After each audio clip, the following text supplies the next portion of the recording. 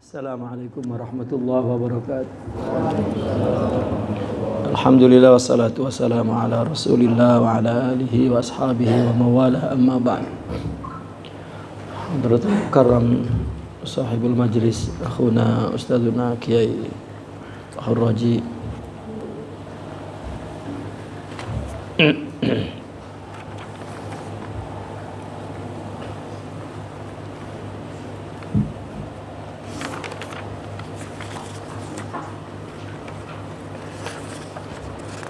sampai di mana kemarin?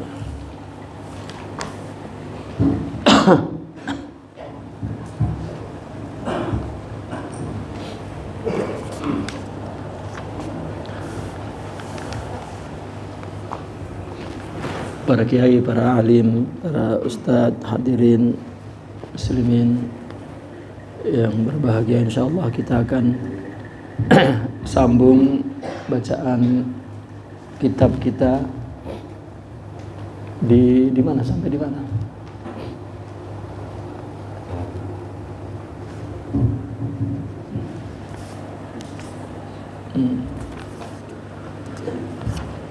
Taib. Wa qala radhiyallahu anhu wa nafa'ana bihi wa bi ulumihi fid dharain amin ya rabbal alamin. Fal wajibu idzan at-tabassuru fid din.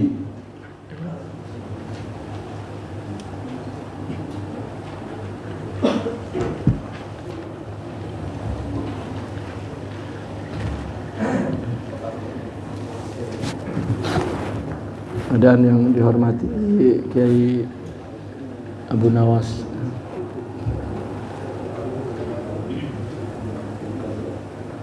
betul itu ya, wal wajib idzan tabassur. Bismillahirrahmanirrahim. Fal wajib idzan at-tabassuru bid-din.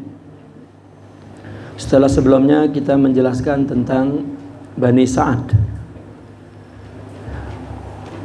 yaitu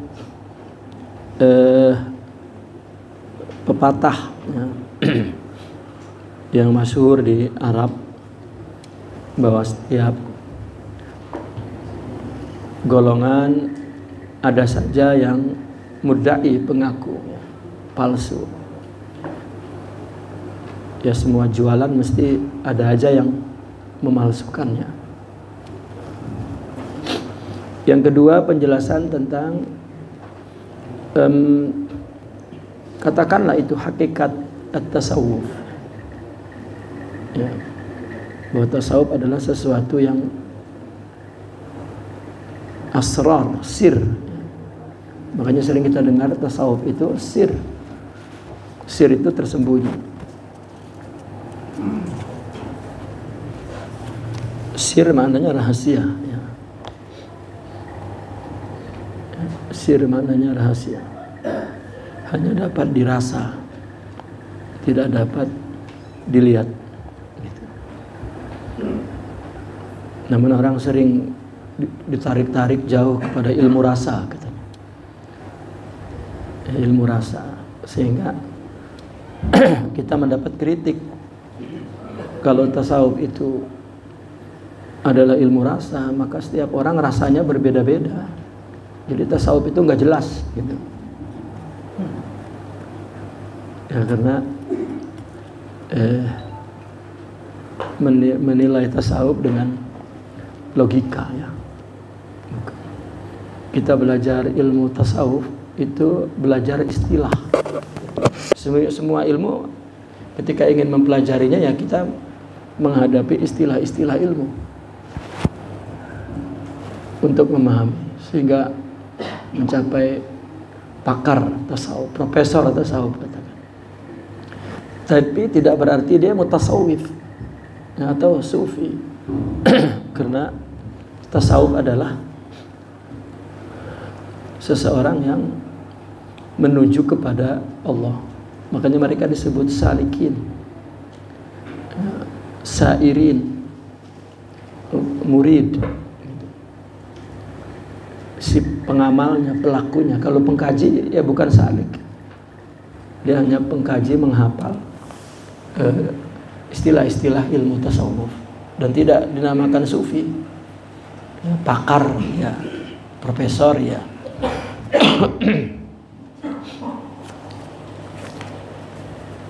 Setelah yang kita baca dulu bahwa Imam Ahmad Zarruq mengatakan orang yang mengingkari demi untuk berhati-hati itu lebih selamat. Artinya mengingkari tidak masuk tarikat, lebih selamat. Tetapi orang yang waqi', orang yang menghinakan, mencela tanpa ada hakikat, ya, tanpa ada fakta yang dia pahami, ini ala khatar.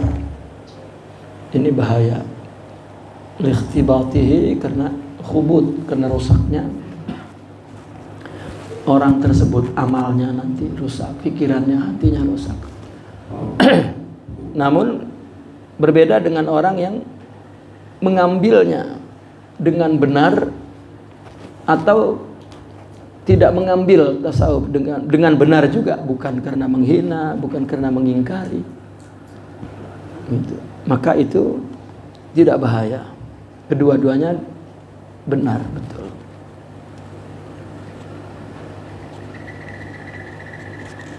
Ya, karena orang yang tidak memahami tidak boleh bicara tentang tasawuf.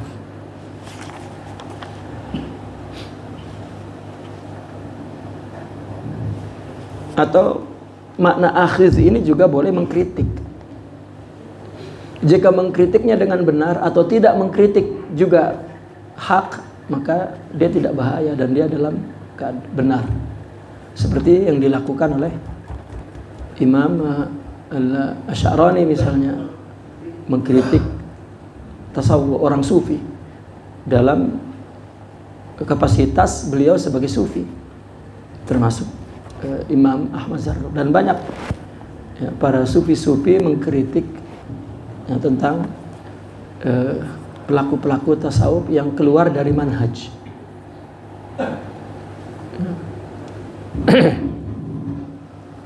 Kalau memang akhirnya bihaqqin, tidak mengkritiknya juga dengan hak, bukan memandang rendah, bukan, ya, itu benar. Fal wajib idzan, maka yang wajib jika demikian adalah at-tabassuru fid-din. Tabassur ya, adalah berupaya untuk melakukan penelitian, pengkajian, tabassur dalam urusan agama, bukan ikut saja. Mesti dipastikan, artinya memastikannya dengan kita memiliki ilmunya. Ya. Dengan begitu maka dia menilai dengan ilmu. Ya, urusan agama kan, ya mesti mengetahui ilmu-ilmu agama agar apa yang dia kritik, apa yang dia amalkan, apa yang dia ingkari berdasarkan pengetahuan yang benar. Itu yang wajib at-tabassur. Ya, betul-betul melakukan kajian dalam urusan agama. Wattiba'u al-a'immatil muhtadin, mengikuti imam-imam ya, yang muhtad, yang mendapat hidayah. Wal akhdhu, dan mengambil bima bana rusyduh wa dhahar, mengambil kepada yang petunjuknya nyata. Tasawuf adalah mengajak untuk mengamalkan Al-Quran dari sisi batin, yang sisi zahirnya sudah kita lakukan. Nah, kalau itu nyata, maka ambil. Ada rusduh ya. Ada bimbingan yang betul sampai kepada tujuan. Makanya mursyid ya, dia pembimbing dalam perjalanan menuju tujuan tertentu.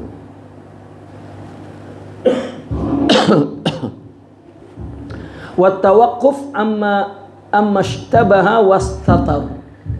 Dan tawakuf, ya, dari sesuatu yang ishtabah, kurang jelas, wastatar, dan tersembunyi, tidak jelas juga maknanya. Seperti ucapan-ucapan orang sufi yang ada ishtibah, ya.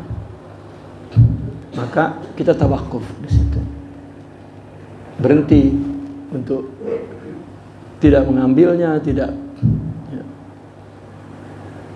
Yang kita ambil yang jelas-jelas saja. Wa sanadhkuru marsadan fi dzalik, akan kita sebut, ya, marsadan fi dzalik insyaallah, kemudian nanti insyaallah. Bima futih wa tayassar, dengan apa yang Allah berikan putuh dan Allah mudahkan.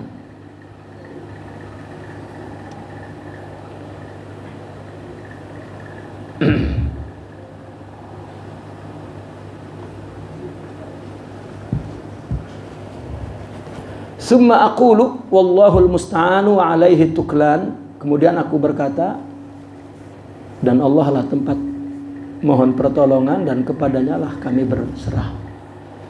Kepadanya lah kepasrahan. I'lamu rahimakumullah anna at-tasawufa lahu muqaddimatun wa haqiqatun wa natijatun. Tasawuf itu ada mula-mulanya, ada muqaddimahnya, memiliki muqaddimah. Dan ada hakikatnya. Hakikat di sini maksudnya adalah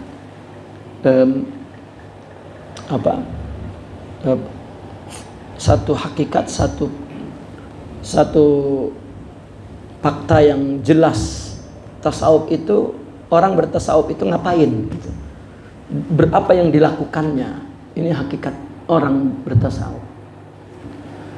Dan akhirnya ada natijahnya, ya, ada natijahnya, ada hasilnya.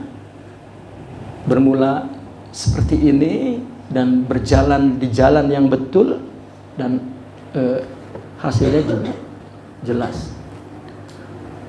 Fa muqaddimatuhu, maka apa mula-mulanya? Khasyatullah. Orang yang mau masuk tasawuf itu mesti mula-mulanya takut kepada Allah. Karena takut kepada Allah ini bukan seperti takut kepada yang lain. Takut kepada harimau, takut kepada tentara misalnya, takut polisi, itu kita lari menjauh. Takut istri juga lari menjauh juga.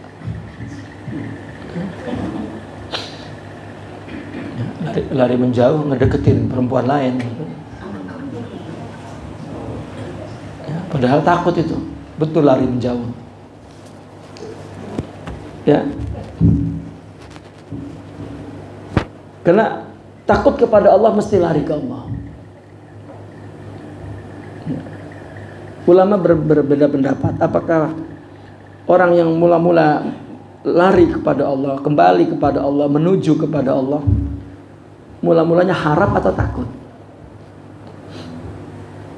Nah, banyak orang-orang yang bukan praktisi tasawuf, pengamal tasawuf, oh jangan takut, mesti harap gitu. Allah Maha Pengasih, Maha Penyayang gitu. Dia menyangka bahwa takut kepada Allah orang akan jerah, akan lari. Tidak, salah persepsi. Dan dia simpulkan takut itu orang nakut-nakutin, neraka, jadinya agama tidak indah. Tidak akan indah agama jika tidak mempunyai jamal Allah di dalam jiwanya, tidak akan indah. Ya. Umat Islam jika rohaninya tidak ada sifat mulia, tidak ada akhlak, tidak akan indah. Ya. Jadi itu adalah motivasi umum, ya. Motivasi umum. Ya, ulama-ulama umum menulis seperti itu, tetapi tidak dalam konteks tasawuf. Tasawuf mula-mulanya mesti takut kepada Allah, maka dia pasti mendekat. Makin takut makin mendekat.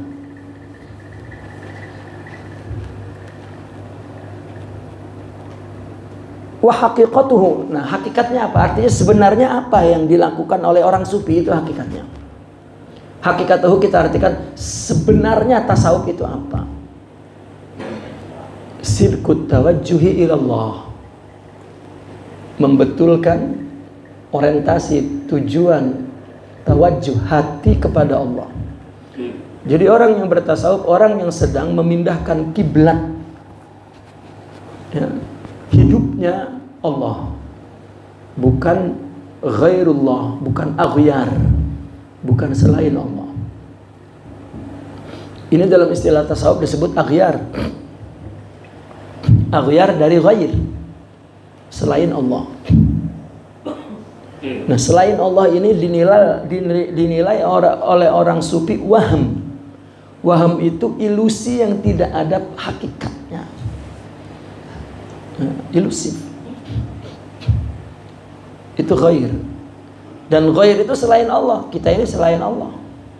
Kita menyangka bahwa selain Allah itu ada. Tidak ada. Nah, jika kita menyangka selain Allah ada, mesti kita takut dengan selain itu. Dan berharap dengan selain itu. Maka takut itu hanya kepada Allah. Karena yang ada hanya Allah.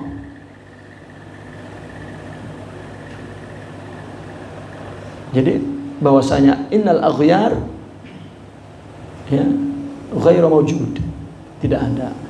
Ghairu wujud, tidak ada. Yang ada itu Allah saja. Seperti kita berdiri di depan cermin, ya. Seperti kita berdiri di depan cermin, maka muncullah gambar kita di cermin itu. Itu kan bukan kita.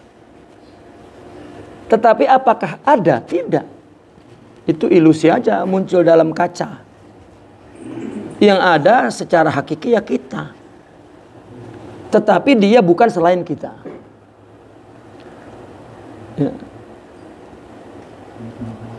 Dia betul-betul secara keseluruhan bukan selain kita, bahwa dia adalah semua kita. Itulah waham. Ya. Nah, kita sering menjadikan aghyar ini motivasi dan tujuan untuk melakukan sesuatu. Ini yang dipindahkan oleh tasawuf. Salah melakukan itu. Ibadah itu, melakukan kebaikan itu salah. Ya. Kita berbuat kebaikan kepada siapapun untuk Allah. Untung Allah yang gaib mutlak telah menciptakan aghyar agar secara logika, ya, ada objek yang kita tuju untuk melakukan ibadah. Seperti kita sholat ke Ka'bah, semua orang ke situ. Kalau nggak ada, kacau balau. Ya, Allah ada di mana-mana, jadi ya, sebetulnya itu tawajuh. Ya, seperti kita sholat, doa ibtitah pun itu doa tawajuh. Inni wajjahtu wajhiya lilladzi fatara samawati wal ardh. Hatta kita ketika tahiyat la ilaha illallah kita angkat ini kan semoga hati kepada Allah. Itu tawajuh. Ka'bah juga, ya, memusatkan ketunggal ke Allah. Nah, kita pun melakukan kebaikan kepada siapapun. Itu aghyar, waham, tidak ada siapa-siapa. Allah saja. Itu. Kita sebagai suami misalnya kepada istri, bukan untuk istri. Istri juga. Kalau tidak, maka kita satu ketika, ya, kalau tidak berarti kita berbuat untuk kita, dan itulah nafsu. Nah, maka ketika kita tidak mendapat penghargaan, kita akan ungkit kebaikan itu. Sudah rusak.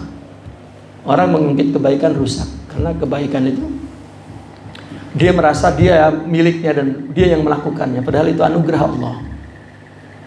Sudah tidak bersyukur, sudah, ya, menghijab dia dari Allah, dan dia merasa lebih baik.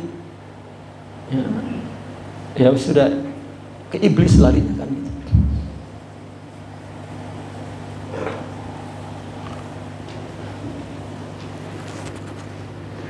Nah maka mula-mulanya mesti takut. Dan hakikat tasawuf itu sidqut tawajjuh ilallah. Jadi selurus mana orientasi dan tujuan seseorang dalam hidup ini, maka sebesar itulah nilai-nilai tasawuf dia. Bukan dari banyaknya zikir, banyaknya berkasidah, ya, tidak.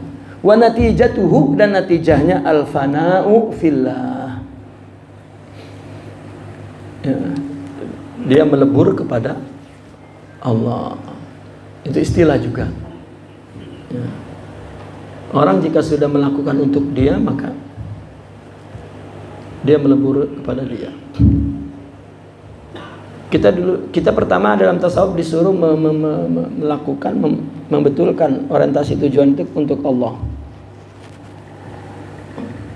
Apabila dia telah ma'rifat, sebagai balasan ibadah dia yang untuk Allah itu, Allah balas dengan menyaksikan dirinya, Allah syuhud, dengan mengenal dirinya, ya Allah.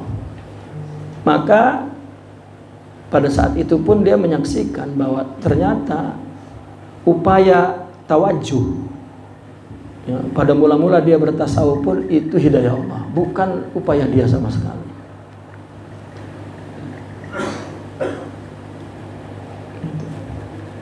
Maka semakin takut kepada Allah. Lalu fal khasyatu mustafadatun minal ilmi billah. Dari mana khasyah itu kita ambil? Minal ilmi billah, dari mengenal Allah, dari mengetahui Allah. Dan wa bima jaa'a anillah, dan dari apa yang datang dari Allah, perintah dan larangan, ya. Jadi karena dia takut, jika dia mulai melihat Allah, mengenal Allah, paling kurang dari pikirannya dia kembali ke Allah. Dan dengan apa? Dengan apa yang datang dari Allah, ya, baru dia melihat, ini saya dari Allah, agama dari Allah, kehidupan dari Allah. Dan jika sudah mulai berpikir tentang apapun jaa', ya, anillah, yang datang itu semuanya adalah daripada Allah, maka timbul rasa takut. Namun di mana kita mendapatkannya? Wa mazinnatuhu, di mana tempat yang dikira, ya, mendapatkan mendapatkan semua tadi itu, muqaddimah mustafad min ilmi billahi wa jaa anillah, ulumul wa'zi wa tazkir, di majelis hikmah, di majelis mawa'id, di majelis irsyad kalau istilah sekarang. Kalau istilah dulu masih tazkir. Makanya dalam Ihya Ulumuddin itu salah satu kegiatan orang sufi az-zikru wa tazakkur, atau az-zikru wa tazkir, berzikir dan memberi peringatan kepada orang, ya. Menyuruh orang ingat kepada Allah, itu kan nasihat-nasihat, ya. Itu di majelis nasihat-nasihat itu. Karena seluruh mursyid dari abad ke abad dia punya majelis tazkir. Imam Ibn Athaillah Sakandari pun dia terpesona dengan tasawuf itu, duduk di majelis tazkir itu. Imam Harisil Muhasibi pun sama. Dia seorang ahli hadis juga, tetapi filosof. Dia mufassir, faqih, tapi tidak bertasawuf. Imam Ahmad bin Hambal pernah melarang orang untuk duduk di majelis Al-Imamu Al-Haris, ya. Tapi kemudian setelah Imam Ahmad lama menjauhkan, rupanya Imam Haris duduk di majelis orang sufi, di majelis tazkir. Setiap orang sufi itu menjelaskan tentang hawa nafsu, tentang kekeliruan orang dalam beribadah kepada Allah yang mana dilakukannya atas nafsunya, itu Imam Muhasibi menangis, ya, menangis terus seduh-seduh menangis, ya, mengganggu, ya, suasana pengajian, terus seduh-seduh. Setiap orang sufi menyebutkan satu sifat buruk, dia menangis, ya. Pindah lagi ke sifat lain, makin kencang menangisnya, sampai dinilai seolah-olah dia saja yang, ya, dia doang yang buruk gitu, sehingga dia merasa sendirian. Nah, inilah khasyah permulaan, dapat dari tazkirah, ya, itulah madhinnatu. Kita kan kalau lagi dinasihatin ingatnya tetangga, persis tetangga saya itu begitu, ya. Ada orang begini-begini, tepat tuh bini saya itu, ya. Kita mengira bahwa kita nggak punya apa, ya. Nafsu itu sudah, apa kata orang Malaysia itu, semula jadi. Apa semula jadi itu, ya, fitrah, udah dari sononya itu, ya. Sudah sedia ada dalam tubuh ini. Manusia dilahirkan di tubuh itu sudah mengandung sifat-sifat yang kemudian nanti disebut nafsu. Nggak perlu belajar lagi itu orang untuk memenuhi keinginan nafsu itu, nggak perlu belajar. Pada waktunya apa, on atau apa ya, update, pada waktu nafsu itu hidup, apa, aktif, terus pandai aja untuk memenuhi keinginannya, ya. Nah maka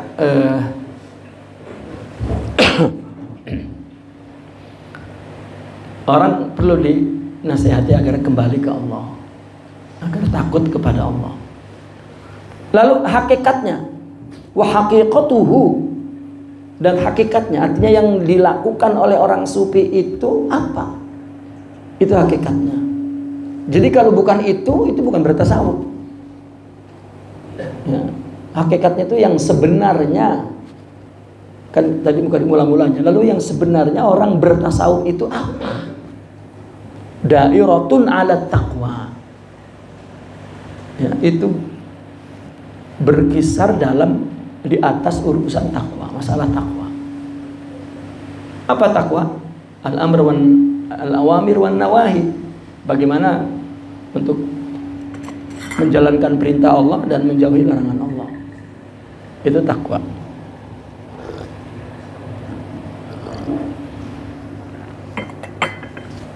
Dan takwa itu berarti perlu ilmu. Jadi ilmu. Takwa itu kan beramal, ya, beramal, ya. Imtisalul awamir wajtinabun nawahi, itu kan takwa. Ini kan perlu ilmu. Dia mengamalkan, menjauhi kan perlu ilmu. Makin banyak ilmu, makin banyak menjadi motivasi untuk beramal. Kenapa orang kelihatan begitu lemah, malas, jublek aja itu? Karena ilmunya nggak nambah-nambah, nggak ngaji-ngaji, baca kagak. Udah tamat sholatnya juga dapat ijazah kali. Ya. Nah ini karena ilmunya nggak nambah. Kita perlu ilmu untuk membangun irodah, keinginan. Kalau nggak ada ilmu nggak punya keinginan. Dan kita perlu sifat-sifat ruhiyah untuk memiliki kudrah, kemampuan melakukan sesuatu. Nah maka hakikatnya adalah seputar takwa, seputar istiqomah, kama amarallah, sebagaimana yang Allah perintah. Istiqomah ini mulai ketika dia mengetahui ilmu dan kemudian melaksanakan perintah, menjauhi larangannya. Dia berbuat berdasarkan ilmu. Baru kemudian dia istiqomah. Dia betulkan ibadah itu untuk Allah, ini istiqomah. Semuanya dia berpihak kepada hak. Jadi istiqomah itu, nggak tahu kalau di sini sama enggak. Kalau di kampung saya itu, orang-orang tua bilang istiqomah itu diam di rumah, nggak kemana-mana. Kata saya gempor itu. Orang gempor itu istiqomah itu, nggak kemana-mana. Ya. Saya kan suka pergi. Ada kiai di situ belum istiqomah katanya gitu. Kata saya itu karena kiai istrinya satu, kata saya. Makanya nggak kemana-mana, di situ-situ aja. Itu bukan penafsiran istiqomah yang betul. Istiqomah itu artinya orang berpihak kepada hak. Istiqomah itu orang yang selalu melakukan yang terbaik dari yang merasa cukup sekedar baik. Tidak. Dia selalu ingin meningkatkan hari ini lebih baik dari kemarin. Itu istiqomah. Ya. Dan ini takwa istiqomah, ini sebuah marhalah ya, fase demi fase takwa, fase istiqomah dalam istilah orang sufi. Kemudian fase yang ketiga, ifradil qalbi al-qalib lillah, menunggalkan qalbi ini, hati wal qalib, dan tubuh ini. Ya, qalib itu acuan, ini acuan. Isinya adalah qalb. Artinya zahir dan batin. Menghanyakan zahir dan batin lillah, kepada Allah. Itu seputar itu tasawuf, enggak ada. Ya. Jual doa itu enggak ada, itu dukun. Ya, atau tukang obat. Enggak ada. Kalau mereka orang yang doanya manjur itu lain. Ini kalau diamalin dulu baru jadi, lah itu asli. Bukan tasawuf. Orang mula-mula bertasawuf itu adalah orang yang memurnikan amal itu untuk Allah dan tidak bergantung kepada amal. Ya, lihat di Hikam Imam Ibn Athaillah Sakandari. Hikmah pertama itu, ya, min alamatil i'timadi 'alal amal nuqsanir raja' inda wujudiz zalal. Itu permulaan tasawuf tuh. Itu dihadirkan pada hikmah pertama. Ciri bahwa dia beriktimat kepada amal bukan kepada Allah. Nanti kalau terjadi kekeliruan, ya, dia harapannya pupus, harapannya kurang, menurun. Karena dia bergantung kepada amal. Ya, baik urusan ibadah atau urusan hidup. Yang saya udah berbuat ternyata ya, lama-lama kemana Tuhan? Nah, terus ke sana. Ya. Tidak ada Tuhan katanya, kan gitu. Ya. Nah, ini kena iktimat kepada amal. Padahal amal adalah ya, sunnatullah ya, atau nizamul kaun. Kalau udah di surga baru nggak ada amal. Kita punya cukup megang password saja kalau di surga itu. Untuk apa-apa tinggal ketik password itu datang. Passwordnya kun. Gitu. Kita pakai itu, Allah bikin alam semesta kun itu di surga itu kita pakai. Kun terus ngebaris 700 istri itu kenapa? Kita pengen 700 bidadari. Kun sabamiyah. Ya. Ini hanya di sana, tidak mengalami proses. Nah, ini hakikatnya. Jadi orang yang bertasawuf adalah orang yang melakukan takwa, istiqomah dan fana. Ifradul qalbi wal qalib lillah. Lalu natijahnya apa? Natijatuhu, hasilnya dairatun, seputar apa? Ala kashfil ghita, tersingkap tutup hijab, wa tahqiqil imdadi wal ata, dan meraih madad dan anugerah Allah. Ini bukan surga. Dalam istilah tasawuf, madad adalah anugerah kerohani, sifat-sifat mulia, dan itulah ata bagi mereka.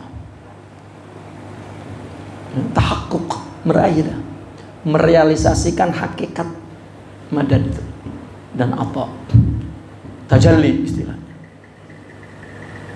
ya, ke dalam jiwanya. Ini balasan untuk orang yang melakukan sesuatu, mengamal sesuatu lillah, sidiq tawajuhnya karena Allah, maka Allah ada analogi ya, contoh yang mungkin gitu. Kalau engkau melakukan sesuatu untukku, maka aku akan untukmu. Tapi kalau engkau melakukan untuk hartaku, ambil hartaku dan tinggalkan aku.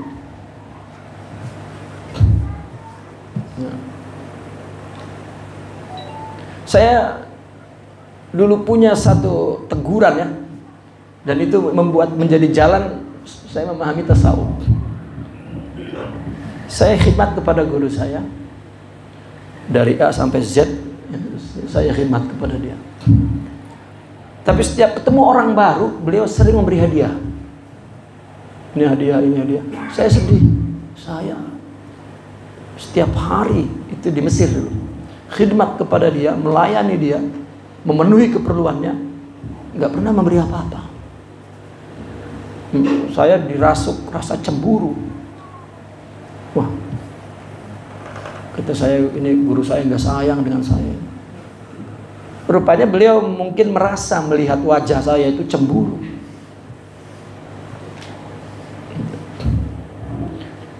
Lalu saya tidak tahan ya, terus bergejolak dalam jiwa saya.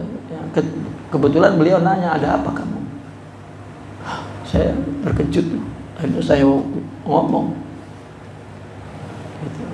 itu saya ada sesuatu yang tersembunyi, mungkin ini saya harus keluarkan, kalau enggak kenapa? Ya, saya bilang begitu tadi, bla bla bla. Lalu beliau mengatakan begini, ya, orang-orang itu hanya menerima apa yang aku miliki dari pemberianku, ya, tetapi engkau memiliki diriku.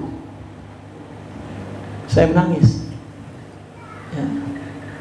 Artinya kedua ruhiyah itu kan mengambil sifat guru pindah ke kita. Itu kan proses tasawuf. Hakikatnya Allah, cuman ya mesti ada ya, rezeki juga kan. Manir Razzaq, Allah. Tapi anak ngamuk-ngamuk ke bapaknya tuh. Berarti bapaknya ini majla, jelmaan nama Ar-Razzaq. Orang semakin berbuat baik kepada makhluk, berarti dia semakin terhormat di sisi Allah, karena Allah jadikan tampilan sifat-sifat Allah, karena Allah yang melakukan semua. Jika dia makrifat, kalau enggak malah aku kurang apa gua? Ah itu kan. Ini gua kurang apa gua? Dan itu yang patut kita jawab, kurang ajar. Ya kan kurang pendidikan, itu kurang ajar. Pikirannya punya dia. Dia dihormati oleh Allah untuk ya. Karena ada dalam hadis al-khalqu iyalullah katanya. Makhluk ini adalah iyal dalam bahasa Arab keluarga. Istri, anak itu iyal, orang Arab manggilnya. Tapi asalnya iyal itu adalah ala, dari ala, artinya orang yang menjadi beban orang lain, yang perlu kepada orang lain. Dan makhluk kan semuanya perlu kepada Allah. Nahnu fuqara'u ilallah.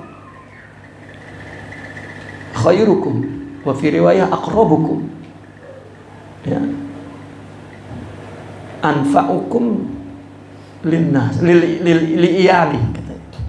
Yang paling baik dan yang paling dekat dengan Allah itu orang yang paling bermanfaat kepada iyalnya, kepada makhluk, ya.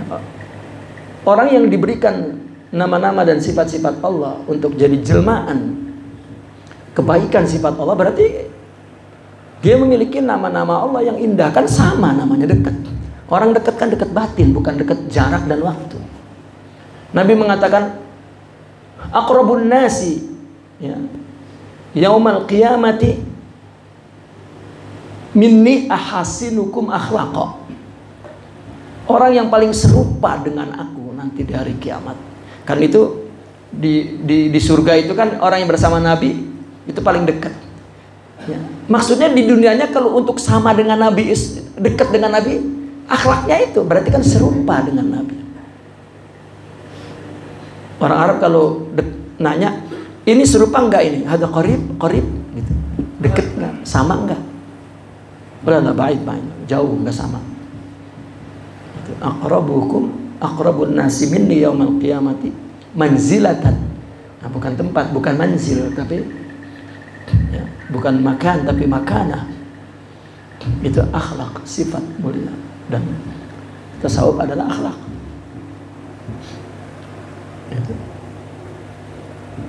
Maka natijah daripada orang bertasawuf tersingkap begitu itu. Ya. Dan tahakkuk madad itu. Wa huwal ladzi la yunalu bihilatin. Kasyaf dan kasful ghita dan tahakkuk imdad ini tidak dicapai dengan hilah. Apa hilah ya? Hilah. Dengan trik-trik palsu. Ya.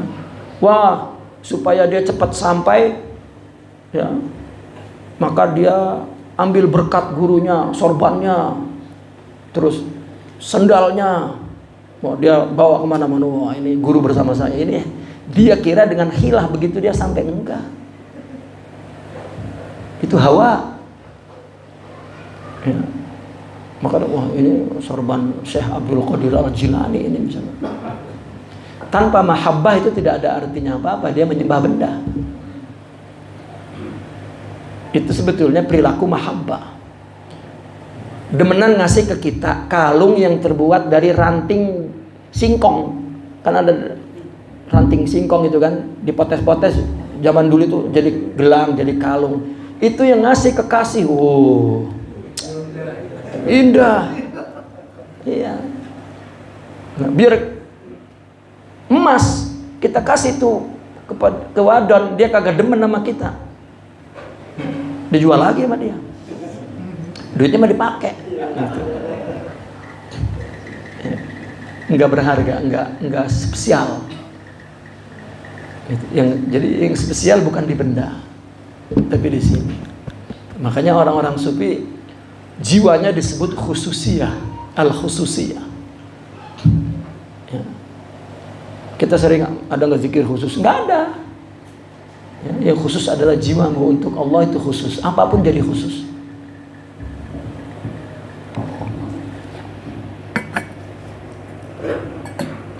Nah, maka tidak ada hilah, trik-trik, tidak ada. Kalau bisnis iya ada trik-trik. Wah, dia dapat banyak. Ini tidak. Karena untuk mendapatkan kasful ghita ini, syuhud, itu nggak ada jalannya, nggak ada kasbi. Ini saya ingin buru-buru menjelaskan ini karena orang salah memahami. Tidak ada kasbi.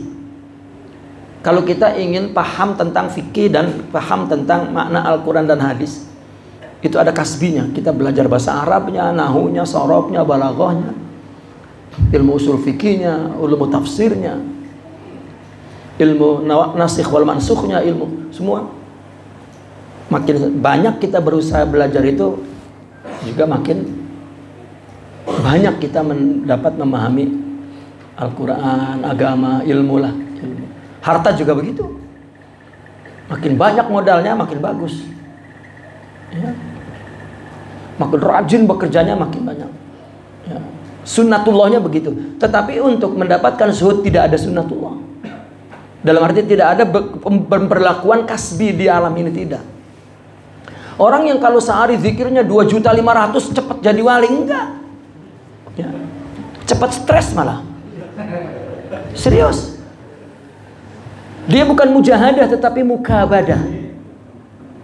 Lain mujahadah, mujahadah melawan nafsu, tapi mukabadah melawan tubuh. Begini, ada orang melakukan sesuatu tidak cinta, mesti berat melakukannya. Itu mukabadah, dia melawan kabid, melawan tubuh ini. Tapi kalau dia melakukan untuk Allah, maka dia perangi nafsu itu. Itu namanya mujahadah. Nah, mukabadah ini akhirnya jadi dukun nih. Lama-lama jadi mukabadah. Kalau mujahadah jadi wali, karena dia tembus kepada jalan-jalan menuju kepada Allah. Ya. Maka la yunalu bihilatin, jangan pernah hilah. Ya. Dia lebih dengan tipu muslihatnya dia, ya,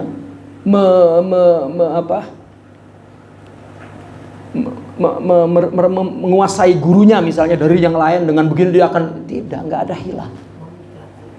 Ya, memikat. Makin hilah makin jauh dari Allah, karena dia bukan cari Allah, cari guru. Silakan. Ya. Wala yutlab bisababin, dan tidak dapat dicari dengan sebab. Apa sebabnya? Zikir bukan. Lalu bagaimana? Banyak di dalam kitab-kitab zikir adalah sebab ma'rifat.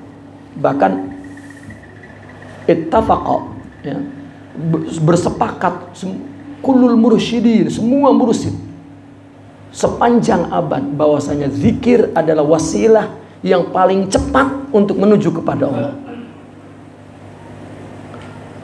Saya baru mendapat pertanyaan ketika bulan kemarin saya ke Gorontalo. Saya mendapat pertanyaan dari seorang ulama. Kalau zikir itu lebih, saya baca satu kitab bahwasanya mursyid itu sepakat dari abad ke abad mereka menjadikan zikir ini jalan untuk mendidik muridnya, sarana yang paling cepat untuk makrifat. Kalau begitu nggak usahlah mujahadah itu.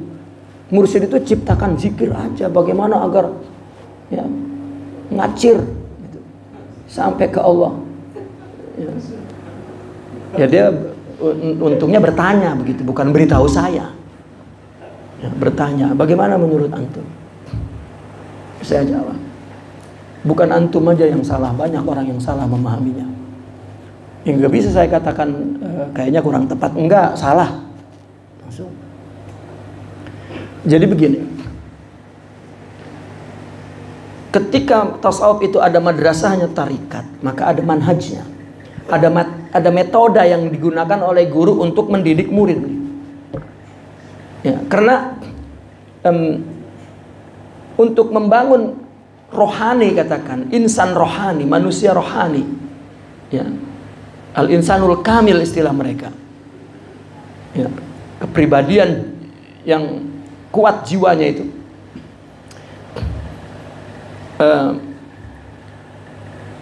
si guru melihat bahwa yang paling dekat zikir ini zikir lidah, betul, karena zikir lidah itu bagian anggota zohir, bagian dari amal, sama dengan perbuatan yang lain. Zikir juga amal kategorinya, bukan amal batin, bukan. Amal batin itu syuhud atau ingat yang dimaksud, ingat. Makanya orang sufi mengatakan syuhud ada dua, ada asyuhudul qalbi, artinya ingat hatinya.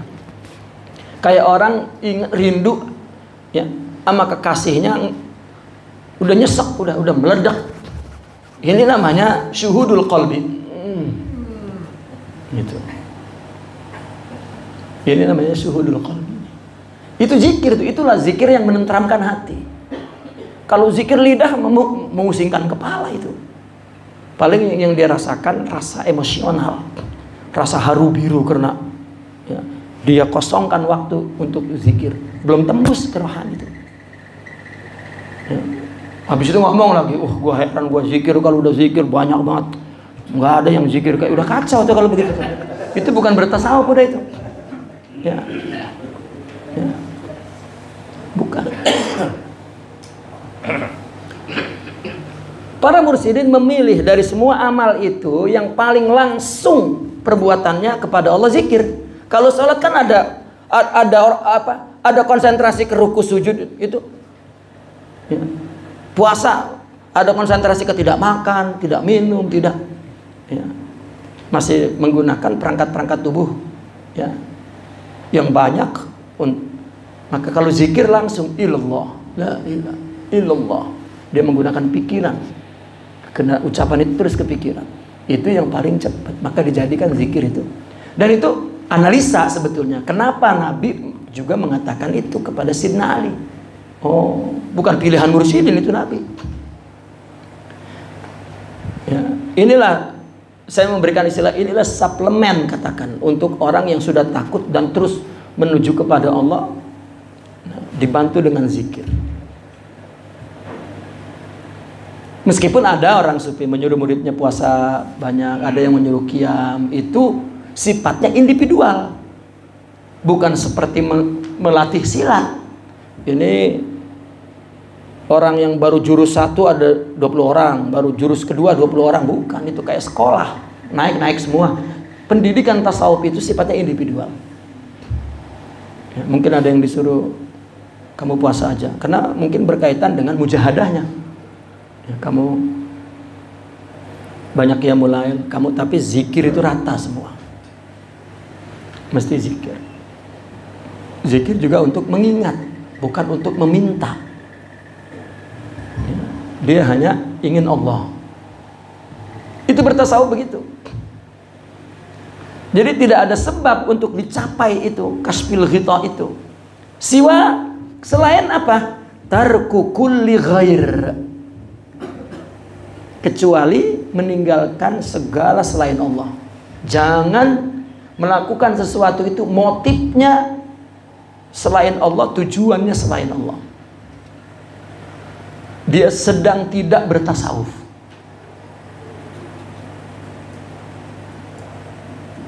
Wa adamil iltifati li asimin wala li birrin, dan tidak menoleh kepada asim, dosa, yang berdosa dan taat, dan orang ahli taat. Tidak. Dia melihat Allah saja. Enggak sibuk dengan orang. Semuanya dia menjadikan pelajaran dan keteladanan. Nah inilah natijah daripada tasawuf. Natijah ini dari hakikat tadi. Kalau semakin besar hakikatnya, artinya tasawuf yang dilakukannya secara benar, maka semakin natijahnya semakin banyak.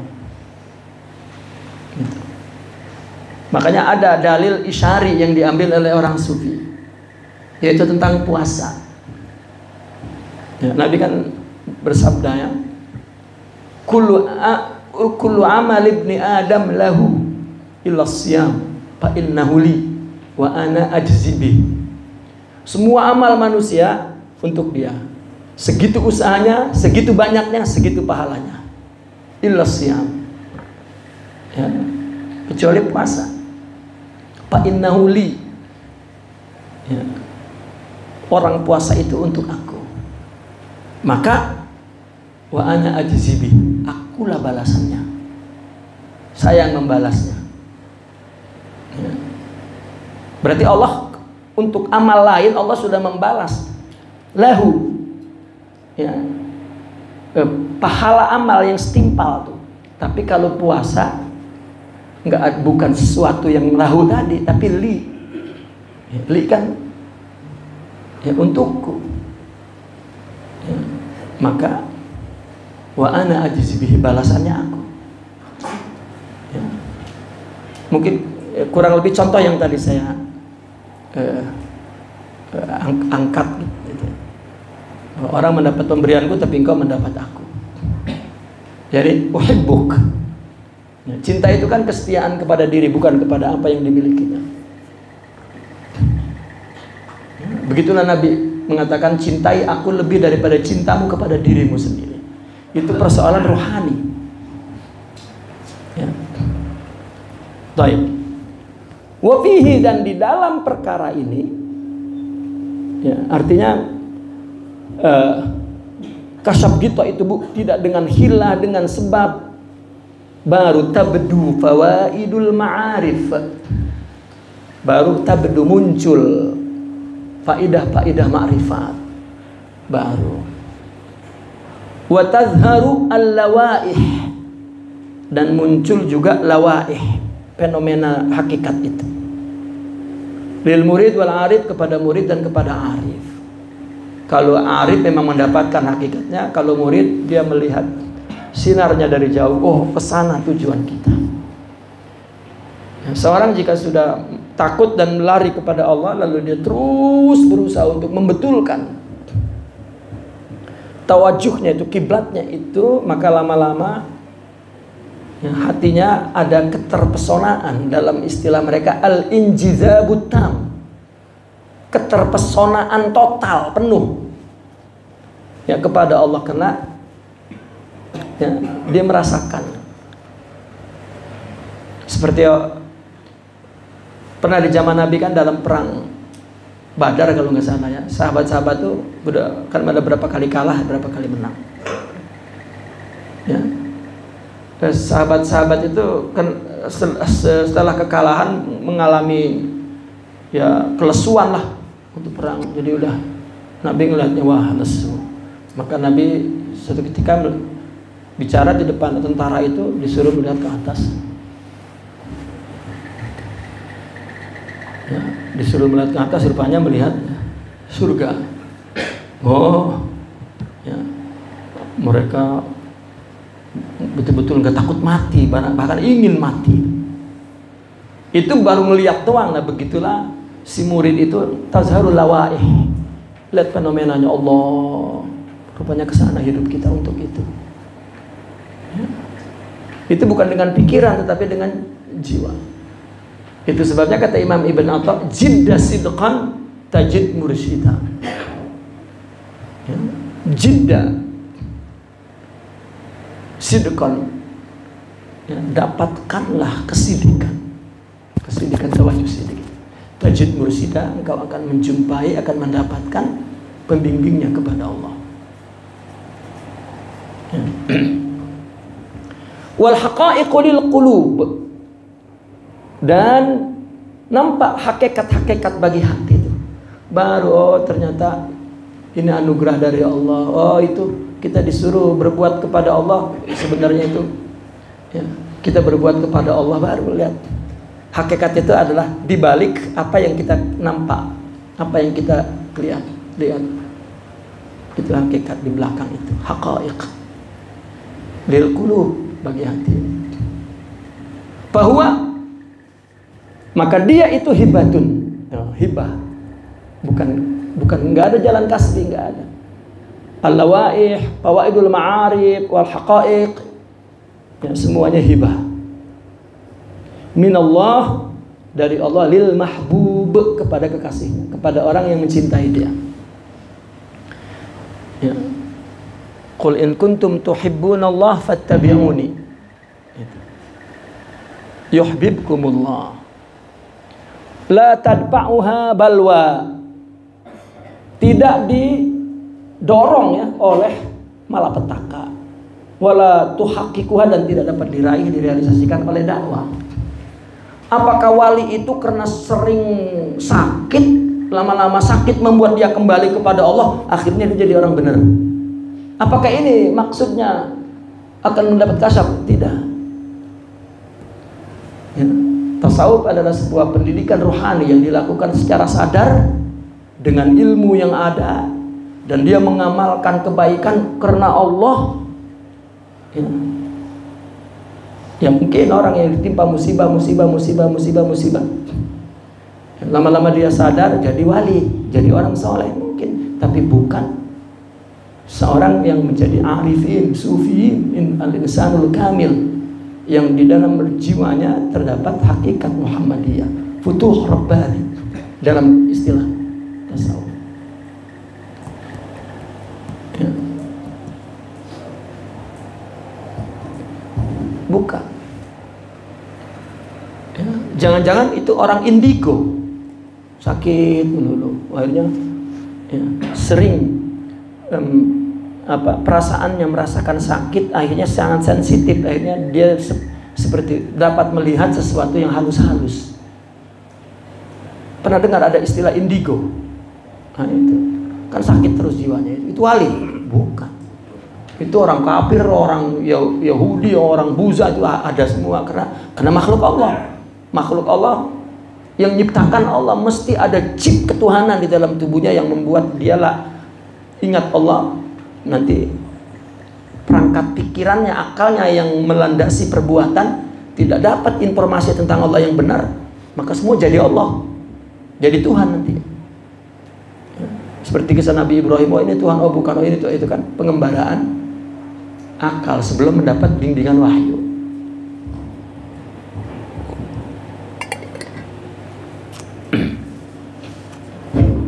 Dan juga tidak dapat diraih dakwah dengan mengaku-ngaku. Saya mimpi ketemu Syekh Abdul Qadir Al-Jilani mengangkat saya jadi wali. Ya. Dan itu banyak sekali. Saya punya kakek wali, hadir dalam tidur saya. Ngapain tidur? Kakeknya aja belajar mati-matian, dia tidur terus dapat apa yang didapat oleh kakeknya. Khayal.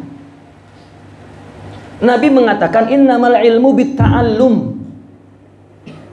Itu taklif. Ilmu itu dicapai dengan ta'allum, berusaha, susah payah dalam belajar. Wa innamal hilmu, dulu nggak ada istilah tasawuf, nggak ada, mesti diambil sampelnya dari salah satu akhlak.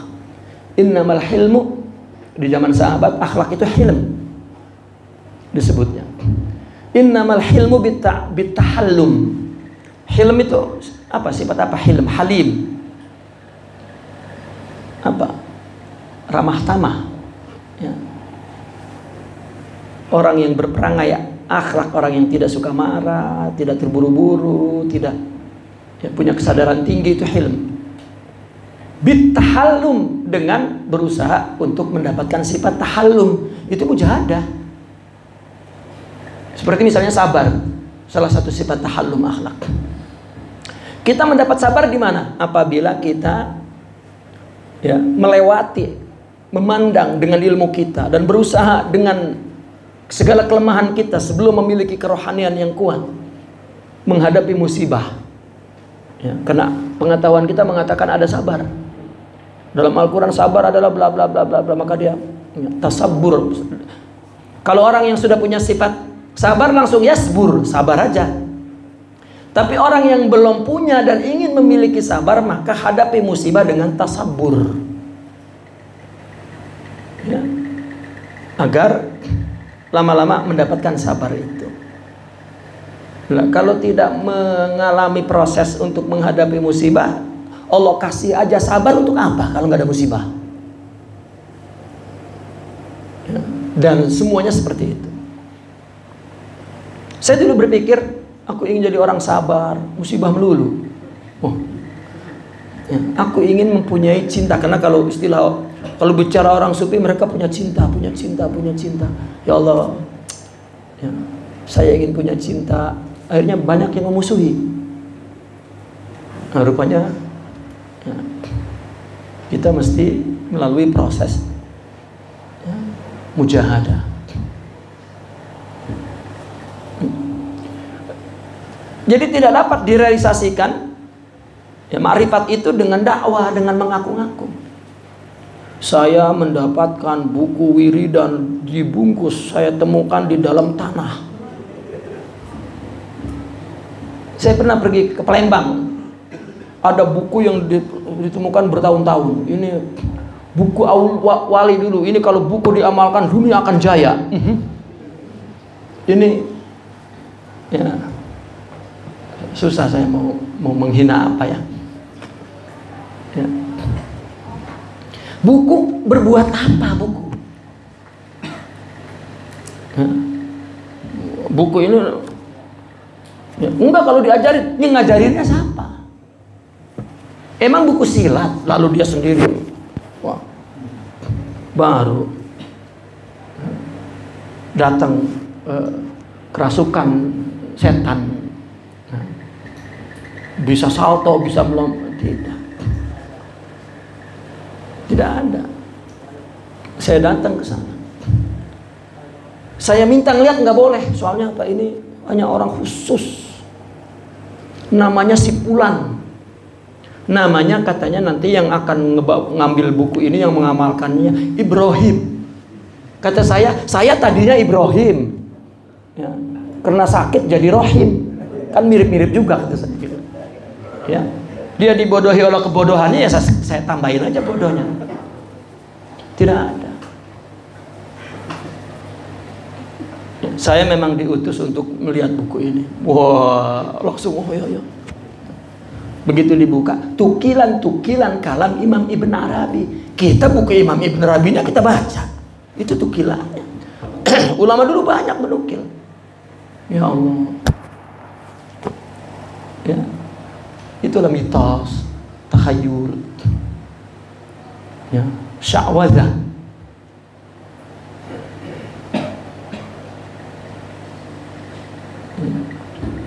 Dia mengaku, saya mimpi mendapat buku itu. Sama, saya di Cirebon juga datang. Ada bukunya sudah dari Kanjeng Sinuhun Syarif Hidayatullah untuk memajukan dunia ini. Tapi bukunya itu nggak bisa saya ngedengerin. Ya Allah. Rugi kata saya dalam hati saya waktu ngedengerin kebodohan ini. Quran lebih hebat dari ya Allah ya Rabbi. Ya. Dan Al-Faqir sudah memastikan buku-buku itu ternyata buku-buku hakikat. Sumbernya Imam Ibnu Arabi semua dia.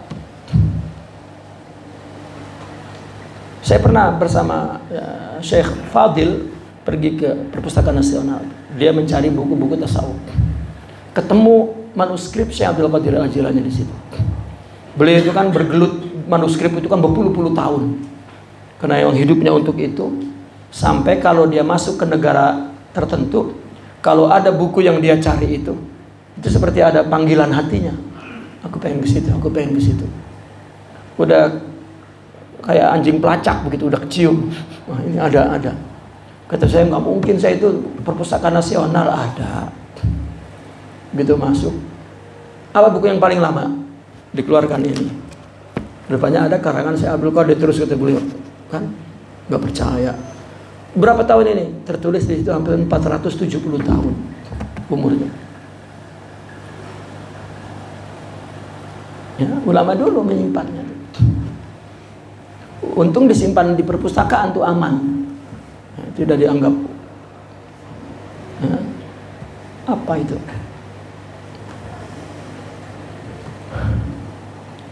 Tidak. Bukan buku, tetapi guru. Buku itu hanya mempengaruhi pikiran. Orang berbuat amal karena pikiran. Kalau pikirannya isinya ganti, amalnya ganti lagi. Orang mengatakan durian itu bikin kolesterol. Apabila baru makan aja langsung kencang di sini. Coba ganti. Durian itu obat. Makan 2 juga tenang aja tuh. Orang kolesterol, orang diabetes nggak boleh makan kambing, udah. Dia makan sampi, daging sampi di warung, lalu sakit. Wah, tukang warungnya disalahin. Itu kambing itu pasti. Dia ngomongnya sampi, padahal kambing, soalnya itu saking mindset tuh. Ya. Artinya isi pikiran kalau salah mempengaruhi perbuatan, tetapi tetap salah. Tidak berdasarkan kepada hakikat. Dia sakit oleh pikirannya sendiri. Nah, tasawuf itu memindahkan motivasi itu bukan dari pikiran. Karena itu termasuk motivasi yang panah. Tapi motivasi yang bako itu dari rohani batin jiwa, dari hakikat. Dia memberi itu karena sifat dermawan. Itu biar digampar namanya menerima pemberiannya, dikasih lagi. Kenapa? Ya karena duren, baunya duren, nggak mungkin. Buruan ditutup berubah jadi bau berenuk, nggak bisa. Maka amal ini adalah ungkapan batin, dan kita ini beramal sudah karena tuntutan zohir, nafsu hawa. Nah, tasawuf ingin menciptakan hakikat amal itu agar ya, surahnya, amalkan surahnya yang diungkapkan di tubuh ini betul dari batin, itu dari Allah, bukan dari nafs, dari hawa. Dan itu kerja tasawuf. Faman talabahu bi ghairi muqaddimatihi min at-taqwa wal istiqamati ala ayatihi wa tajarrudi anil khalaiq bi marratin lam yanal minhu dzarrah. Barang siapa yang mencarinya ya, tanpa muqaddimah. Ya, katakan mencari hu-nya ini kembali ke sya'an atau tasawuf dan keseluruhannya. Tanpa muqaddimahnya apa? Takwa, istiqamah kepada ayat-ayat Allah. Kepada bukti-bukti kekuasaan Allah. Dan tajarrud, melepaskan diri dari makhluk. Jangan dijadikan makhluk itu motif dan tujuan. Bimarrah sama sekali. Ya, tanpa itu, tanpa muqaddimah, tanpa melepaskan diri dari makhluk, lam yanal minhu dzarrah, tidak mendapatkan tasawuf. Dzarrah seatom pun, apalagi yang paling kecil, tidak dapat. Ya. Apalagi jalannya bertasawuf ya, sudah takhayulat, sudah. Dia sendiri yang mempunyai halusinasi itu. kayaknya saya pelan-pelan udah jadi wali ini. Akhirnya dia ngomong sama orang-orang, nggak tahu sebetulnya saya udah wali. Nggak tahu aja nih kalau dibuka, wah bisa rame tetamu nih ke rumah saya.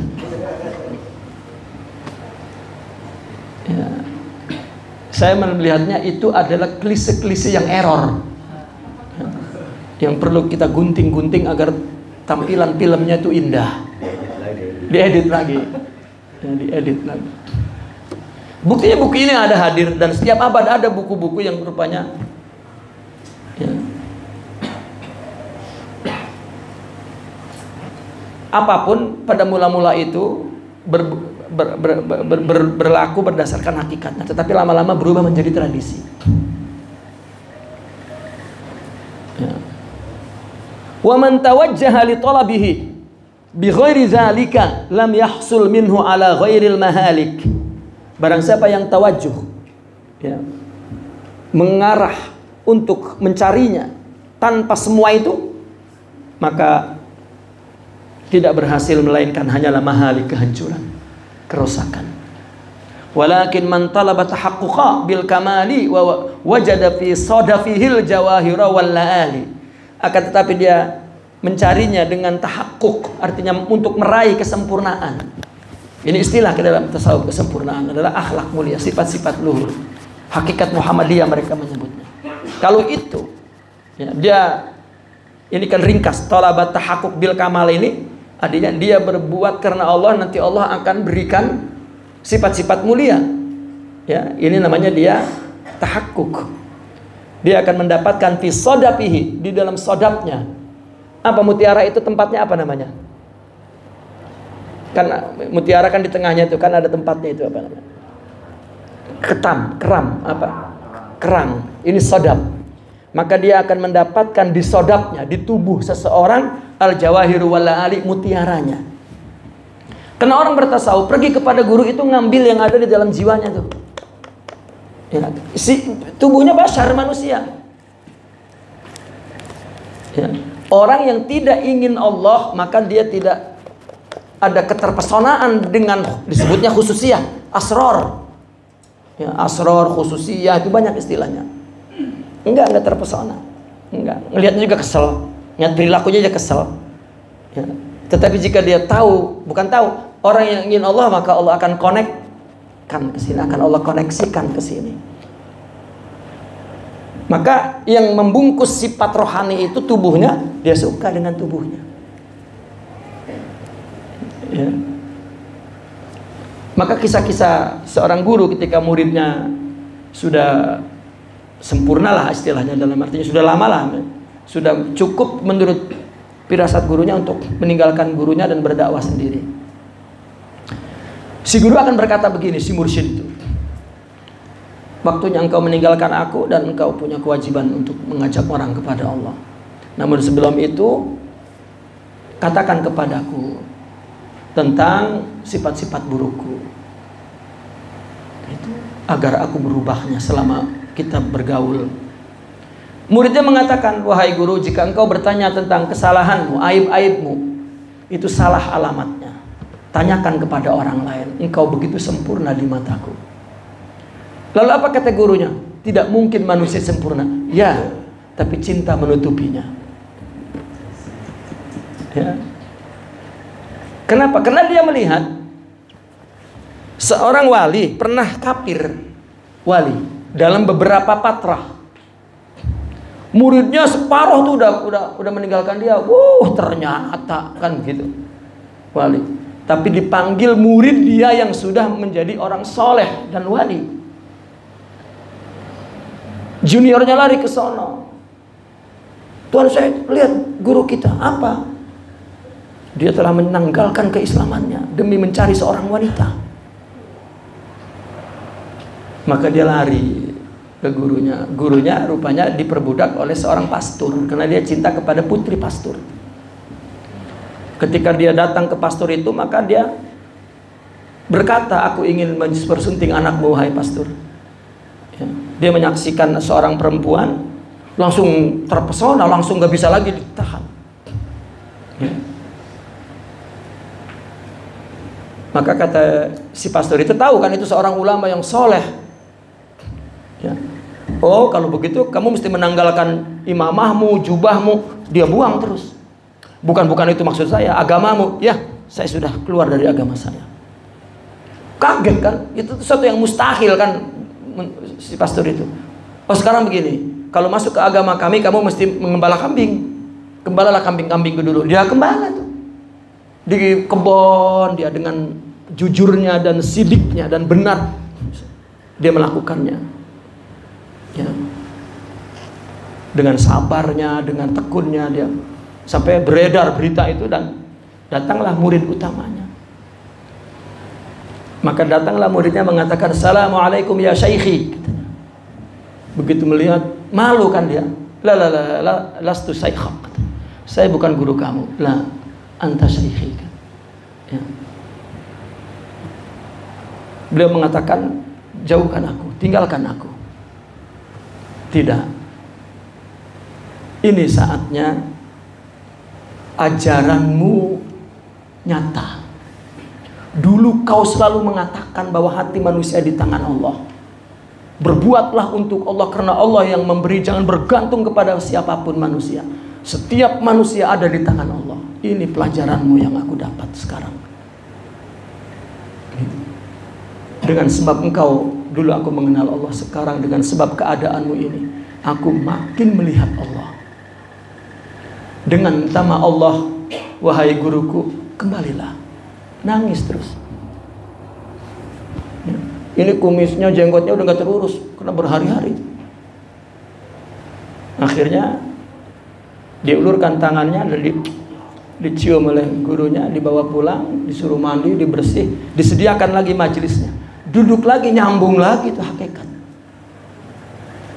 Ya, semua Allah.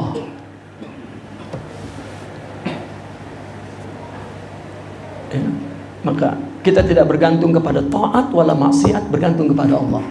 Wala asim walal bir. Ya, Allah bas, jangan. Ya, tidak ada yang bergerak dari alam semesta dan perbuatan manusia. Itu Allah semua yang melakukan. Untuk apa? Ya, kita tersangkut, terpaut dengan khayal, dengan waham, dengan aghyar. Dan inilah natijah orang bertasawuf. Ini pandangan ini, sikap ini dari batin, bukan dari pikiran. Dari syuhud.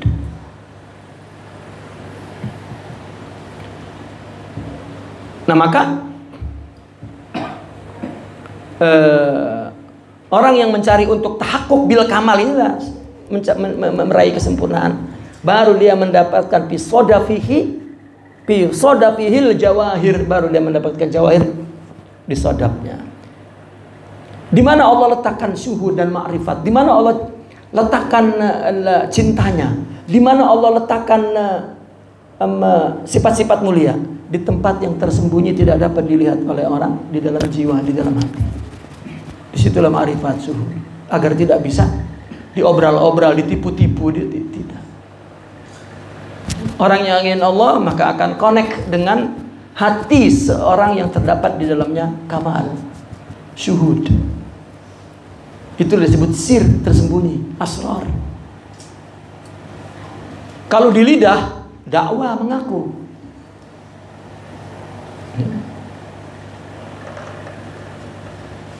Fayata'ayyanu 'alal muridi an yaqta'a amalahu an tashawuf lil futuh bil kulliyah, maka nyatalah kepada seorang murid untuk memutus harapannya dari apa? Dari mengingini putuh. Jangan ingin putuh, ingin Allah baru dapat putuh. Seperti ada orang ingin laduni, kan putuh itu sama dengan laduni. Ya. Orang laduni berpuasa, sebetulnya begini. Ya. Laduni itu kan ilmu yang dari Allah. Ya. Bukan itu wahbi pemberian. Mendapatkannya adalah mensucikan diri. Bentuk mensucikan diri, puasa dan zikir. Tetapi prosesnya tarbiyah ruhiyah sufiyah. Akhirnya diambil oleh tukang obat. Lu amalin wirid ini ntar dapat laduni. Laduni apa? Terus dia nggak belajar bisa nahu, bisa sorof. Laduni tidak ada kaitannya dengan nahu, sorof dan kitab. Laduni itu syuhud. Putuh. Ya. Itu pun kekeliruan. Ya. Bahkan ada yang nawarin begini, mau dapat laduni, kamu yang ngerjain atau aku? Kalau aku, ya, wani piro. Nah, selesai masanya. Ya. Sudah hampir 2 generasi terjadi. Selesai. Setelah penjajahan itu banyak meninggalkan tadi tuh klise-klise error. Karena tasawuf jatuh kepada muqallidin, taqalid. Sebetulnya bukan tasawuf, fikih, kayak akidah, kayak amal Islam semua terjebak kepada taqalid.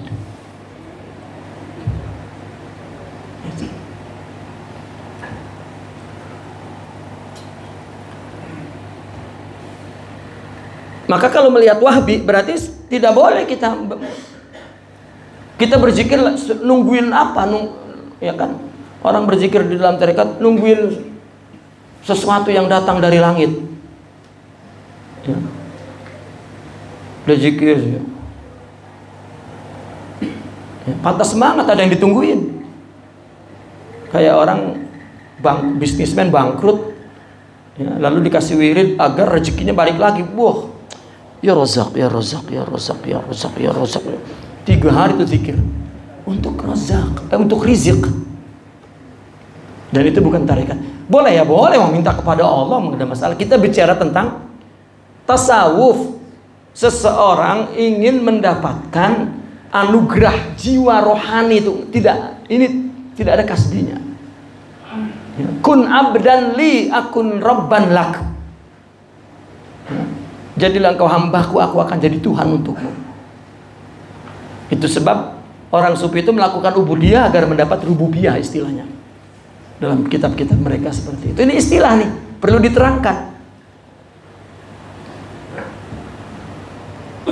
Ya. Wa yukthirul mas'alata wa yaj'ala nusba qalbihi talabal istiqamati wa kamalal ubudiyati. Maka nyatalah seorang murid untuk memutus dari harapannya, keinginannya kepada putuh kuliah, dan nyata seorang murid yuksiru an yuksiral mas'alatan, ya. Mesti memperbanyak permohonan. Dan kedua, menjadikan nusba qalbi, patokan hatinya, talabal istiqamah, wa kamalal ubudiyah, ubudiyah yang sempurna, bukan ibadah, ubudiyah. Ubudiyah adalah sifat kehambaan yang melahirkan ibadah. Tidaklah sifat kehambaan itu muncul kalau di dalam jiwanya tidak punya sifat-sifat ruhiyah, akhlak mulia. Tidak bisa. Makanya saya pernah bilang kan, orang dikasih harta, wah makin jadi Fir'aun, makin jadi Namrud. Ya. Dikasih ilmu makin sombong, tapi dikasih akhlak makin hamba. Terpelihara takwanya, jaga dengan waro dan istiqamah, bil waro. Ya.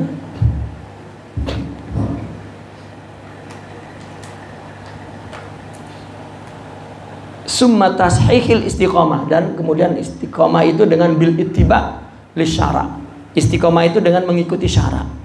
Kalau kita ingin istiqamah, ikut pagernya adalah ittiba li syara, mengikuti syara, dan ini pagar kepada takwa.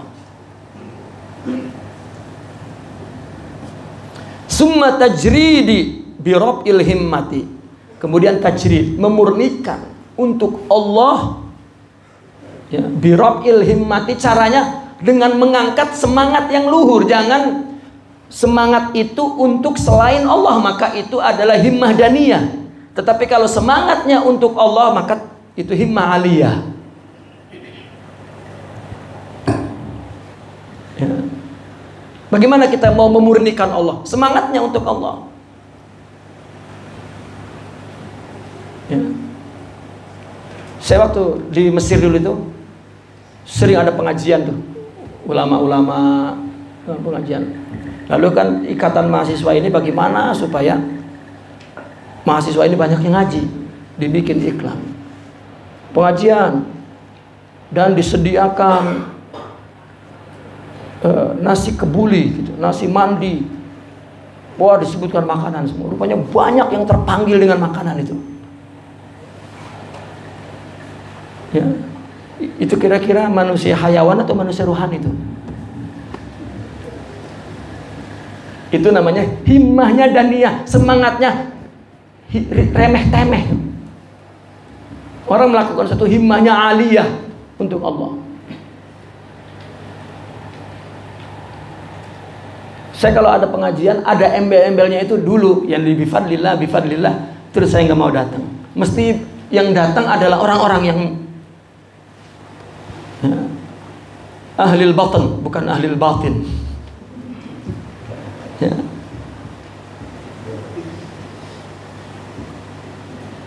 Itu itu ya awam ya. Nah, tajrid bagaimana memurnikan ibadah, memurnikan untuk Allah, ya semangatnya kita naikkan.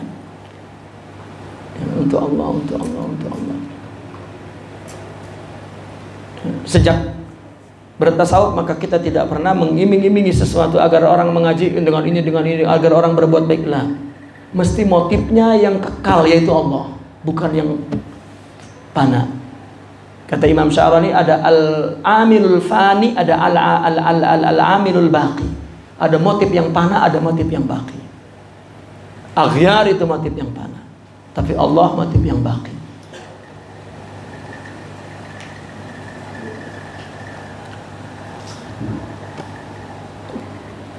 Birafil himmati anil makhluk, ya, dengan meninggikan semangat daripada makhluk. Bukan karena makhluk kita berbuat. Surga aja makhluk. Maka orang sufi mendidiknya dari awal, jangan untuk surga, jangan untuk neraka. Oh, berarti dia nggak kepengen. Oh, orang Allah Maha Pemurah, udah dinyatakan berbuat 1 dibalas 10. Ya. Artinya bahwa Allah menciptakan surga dan neraka untuk kita. Kenapa kita melakukan untuk itu?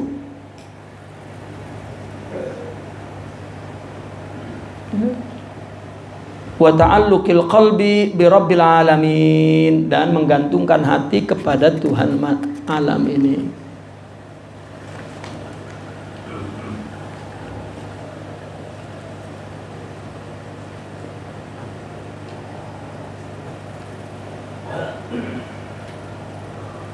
Wa ta'alluqil qalbi bi rabbil alamin, dan bergantung hatinya kepada Tuhan alam ini.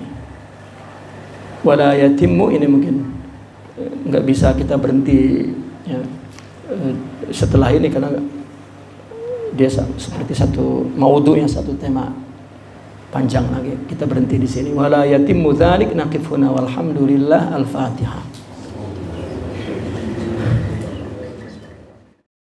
Ya Mustafa mahla, ya Mustafa mahla, anta habibur ruh, ruhil aziza fida, ruhil aziza fida, jalla alladhi sawwa